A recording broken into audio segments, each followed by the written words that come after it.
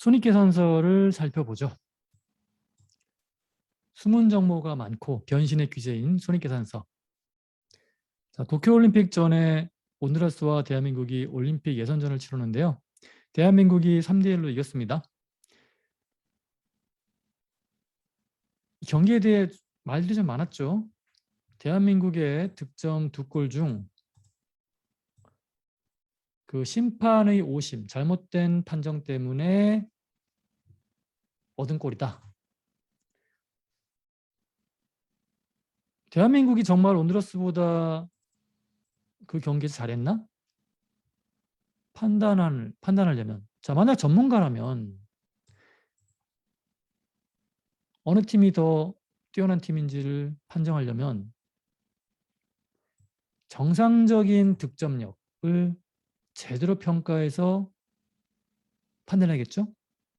그렇다면 오심으로 인정된 한 골은 전문가는 분석 대상에 넣지 않을 거예요. 그런데 만약 스포츠 토토 복권을 구입한 경우라면, 이게 전 해본 적이 없지만 승리팀을 예측해서 예측 잘해서 뭐 구입하면 어쩌하면 뭐 돈을 따는 그런 시스템인가 봐요. 자, 스포츠 토토 복권을 구입한 경우라면 어느 팀이 이길지, 몇 대 몇으로 이길지, 그때는 뭐예요? 3대1로 이긴 게 중요한 거지. 내가 복권 당첨을 하려면. 그게 뭐 3골 중에 2골은 뭐 잘못된 판정을 이네, 그런 건 중요하지 않죠. 결과만이 중요할 뿐이죠.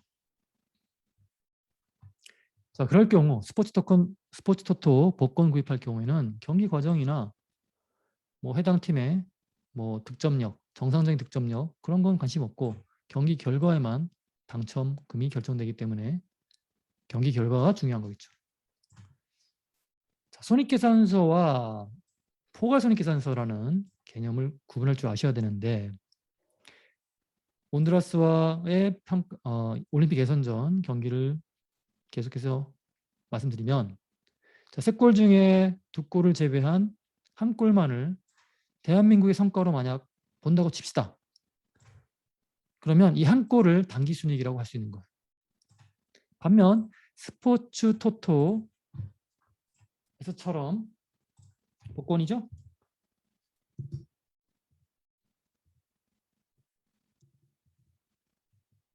경기 결과에 반영된 모든 골로, 즉 결과만 보고 판단을 하면 3골을 기준으로 판단하겠죠. 당첨 금액, 당첨금, 당첨 여부. 자, 이 3골을 총포괄이익이라고 할 수 있어요.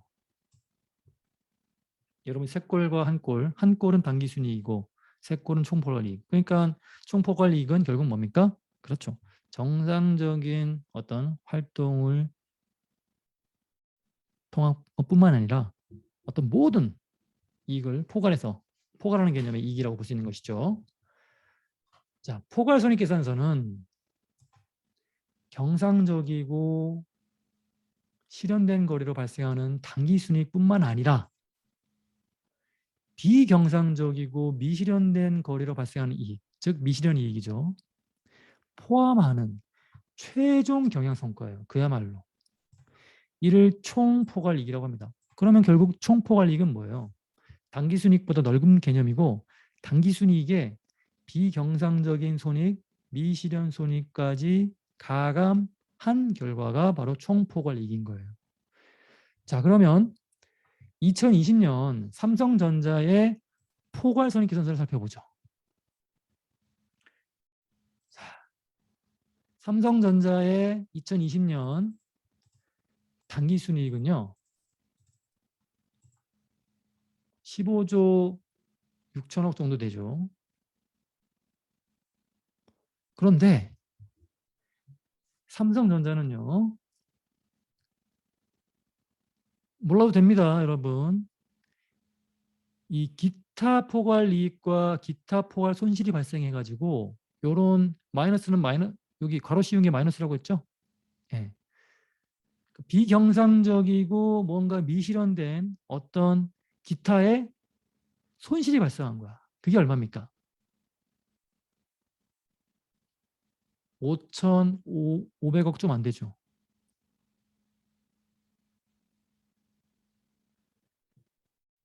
그래서 결국 요 5,500억의 비경상적이고 미실현 손실까지 요 당기순이익의 가감, 즉 마이너스가 빼지겠죠.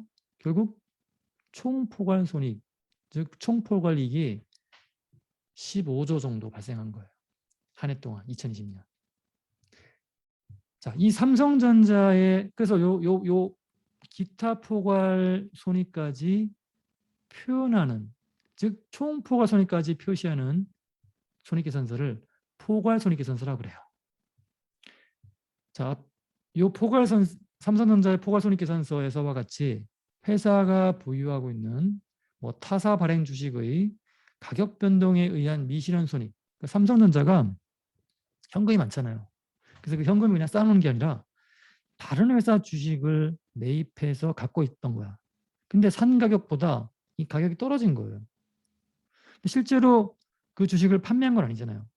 그러니까 그 손실이 실제 손실로 실현된 건 아니야. 아직 보유하고 있어. 그러니까 평가 손실이 발생한 거죠. 여유자금으로 다른 회사가 발행한 주식을 매입해서 발생한 이 손실은요. 경영성과는 크게 직접적인 관련이 있다고 볼 수는 없는 것이죠. 그래서 그야말로 주된 영업활동에서 발생한 것도 아니고 기업활동을 위해 삼성 본연의 그 어떤 고유 사업을 위해 보조적으로 발생한 그런 손실도 아니고 이런 비경상적이고 미실현 손익을 따로 떼가지고 당기순이익 밑에 표시함으로써 삼성전자의 총포괄손익을 우리가 알 수 있는 것이죠. 그래서 요 비경상적이고 미실현된 이런 손익까지 붙여서 당기순이익 밑에 붙여가지고 표시해서 외부 이해관계자에게 보고하는 손익계산서가 이 포괄손익계산서인 거예요. 그래서 여러분들이 난 내가 투자하고 싶은 기업에 그야말로 1년 동안에 이런 하여튼 뭐 이것저것 가리지 않고 모든 어떤 총 포괄손익을 알고 싶다 그러면 포괄손익계산서를 보시면 되고요. 아니 난 비경상적이고 미실현 평가손익은 난 뭐 보고 싶지 않아. 오로지 당기순이익에 관련된 것만 보고 싶어. 그러면 그냥 손익계산서를 보시면 되는 거예요. 손익계산서와 제조원가 명세서는 어떻게 다르냐. 자, 바로 사례를 볼게요. 자, 제조업을 영위하는 주 목포에 임원과 직원들이 재무제표를 보며 회의를 하고 있대요.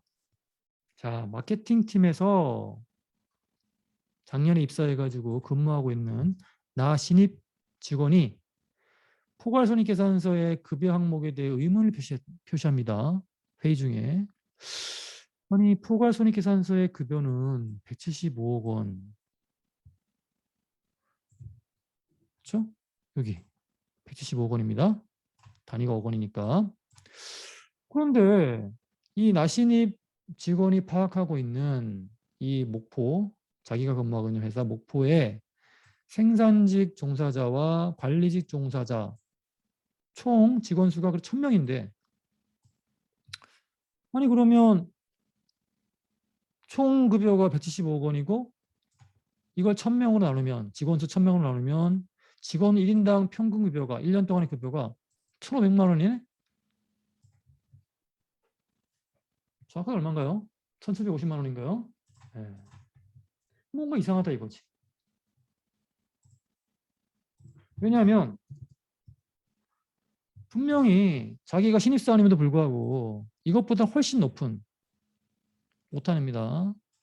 1,750만 원보다 더 받는데 자기보다 선배 직원들, 임원들은 훨씬 많을 거냐, 급여가. 근데 왜 이렇게 나오지? 숫자가? 이상한 거죠. 자, 왜 그런 걸까요?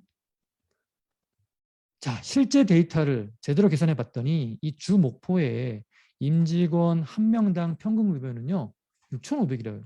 그럼 이건 뭡니까? 이 1,750만 원은?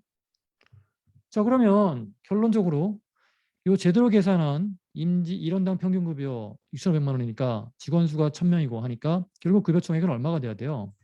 650억 원이 돼야 돼요. 근데 왜 손익계산서에는 175억 원만 표시되는 거지? 이게 웬일일까요? 잘못 작성된 걸까요? 자, 그래서 CEO가 이 나신입 사원의 의견을 듣고 왜 이래? 이런 거죠. 근데 이 CEO가 회계를 모르는 엔지니어 출신이에요. 그래서 자, 실제 급여 총액과 포괄손익계산서상 급여가 왜 이렇게 차이가 나냐? 이유를 회계팀에 물었죠.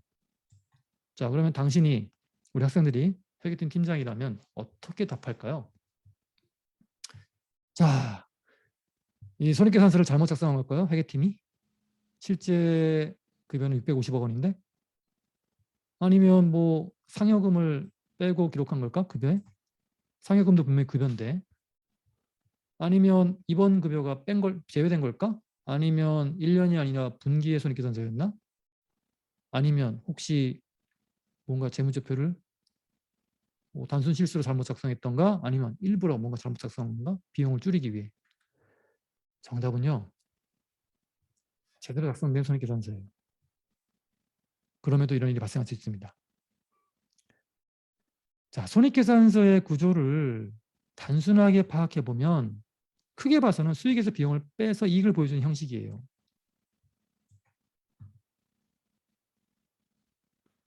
자, 손익계산서 맨 위에 매출액이 오고요. 그 밑에 핵심 비용인 매출 원가, 판매비와 관리비, 영업의 비용 등이 표시됩니다. 자, 그런데 이 목포는 제조기업이에요. 그러면 제품 제조에 들어가는 원가, 즉 제조 원가가 발생하겠죠. 이게 뭡니까? 재료 원가, 노무 원가, 그리고 재료 원가와 노무 원가를 제외한 나머지 모든 제조 원가, 즉 제조 경비라고 하죠. 분류됩니다. 자, 생산직 직원의 급여는요. 요 제조 원가의 하부 원가인 내무 원가예요. 노무 원가예요. 그래서 이 노무 원가, 즉 생산직 직원의 급여는요. 노무 원가로서 제조 원가로 분류되어 매출 원가에는 분명히 그 판매된 매출에 비례해서 대응해서 매출 원가로 표시되는데 손익계산서 판관비의 급여에서는 제외돼요. 아, 이거 재밌죠? 다시 생산직 직원의 급여는요. 제조원가의 일부인 노무원가로 분류됩니다. 제조원가라는 얘기죠. 그래서 이 제품의 원가, 제품 제조를 위해 들어가는 이 제조원가는 판매되었다면 그 제품이 기억나시죠 여러분? 매출 원가에서는 뭐가 포커스에 뭐가 핵심이라고요? 판매된. 그럼 판매되기 전에는 재고 자산이고요. 판매되면 매출 원가, 비용으로 인식되는 게 맞습니다. 그러면 이 제품 원가는요. 판매되었다면 그 제품이 손익계산서에 매출 원가로 표시되는데 그 전까지는 재고 자산으로 표시되고요. 그리고 노무 원가니까 즉 생산직 직원에게 제공된 급여니까 급여 손익계산서에 급여 비용을 표시하잖아. 그래서 생산직 직원의 급여는 손익계산서에 급여로 표시된다. 이렇게 생각하시면 안 된다고요. 즉 이 제조 원가의 일부인 노무 원가는 분명히 급여는 급여입니다. 단지 뭐예요? 생산직 직원의 급여란 얘기죠. 이 노무 원가는 손익계산서 판관비의 급여에 포함시키면 안 돼요. 자, 그래서 결국 이 얘기입니다. 그렇다면 판매비와 관리비의 급여는 결국 뭡니까? 그렇죠. 생산직 직원이 아닌 우리 여러분 앞에 살펴봤지만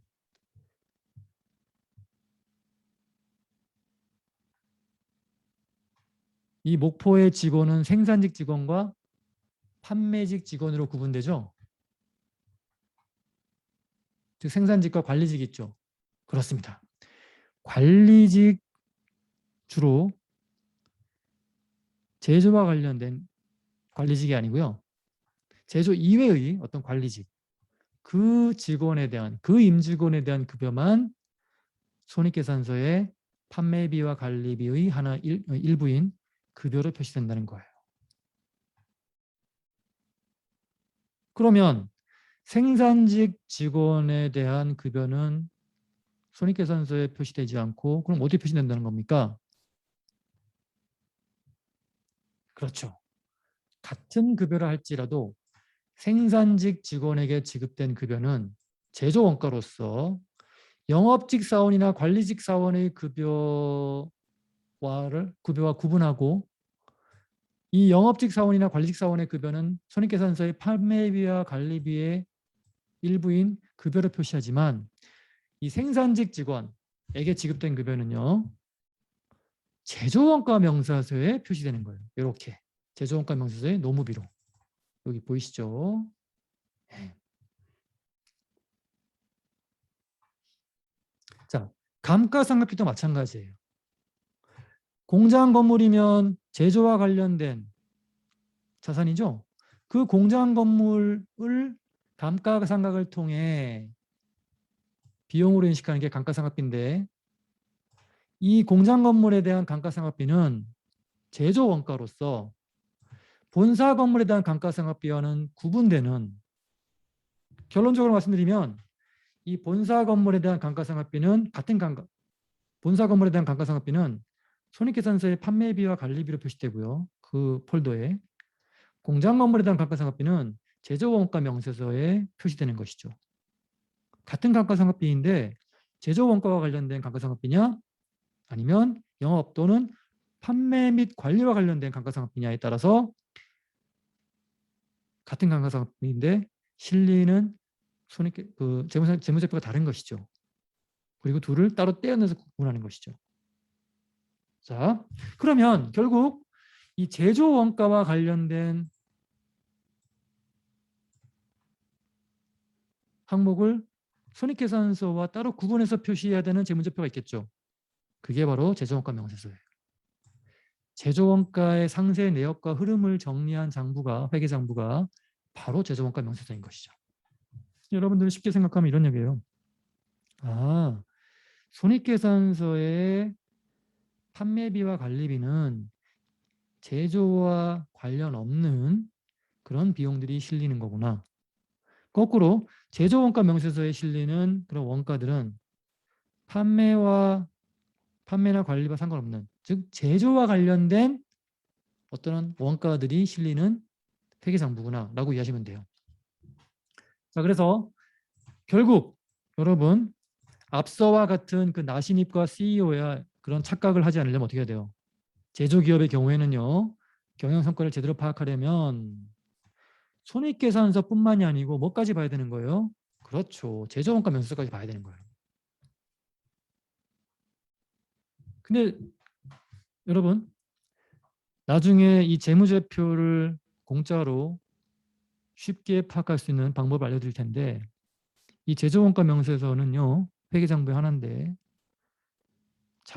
회사가 자발적 공시 대상이에요. 그러니까 회사가 이 제조원가 명세서는 알리고 싶으면 표시하는 거야. 그러면 알리기 싫으면 외부에 알리기 싫으면 굳이 공시하지 않아도 돼요.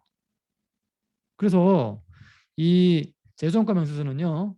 다른 재무제표와 같이 금융감독원 전자공시 시스템 인터넷 치시면 압니다. 또는 기업 IR 자료에 이 제조원가 명세서가 항상 포함되지 않아요. 이 제조원가 명세서가 비밀 정보에 속하거든요. 그 포스코가 뭐 같은 강판인데 인도의 타타 그 재련소에 비교해서 같은 강판을 얼마의 제조원가를 내서 만드는지 그 제조원가 명세서를 보면 알 수 있거든요. 그런 그 어떤 제조원가는 굉장히 중요한 비밀 정보이기 때문에 함부로 공개할 수 없다는 게, 그래서 다른 재무제표의 경우에는 무조건 의무 공시를 해야 돼요, 기업이. 근데 이 제조원가 명세서는 기업 네가 공시하고 싶으면 해 라고 선택을 주는 것이죠. 중요한 영업 비밀이기 때문에 무조건적으로 의무 공시를 하라고 요구하지 않는 것이죠. 제조원가 명세서와 손익계산서 살펴봤고요. 자, 우리가 배우는 뭐 회계원리나 재무관리에서 그러면 물론 이 제조기업의 정확한 제조원가를 파악하는 게 중요하지만 보통 다루는 기업이 상기업이에요. 제조기업에 대한 어떤 회계 관련된 지식은 이론은 실무는 관리회계나 원가에서 배우는 것이죠. 자, 그래서 여러분들은 자, 지금 우리 수업에서는 이 제조원가 명세서가 그렇게 중요한 항목은 아니다라는 것이죠. 즉 우리는 제조기업을 다루는 게 아니라는 걸 먼저 말씀드릴게요.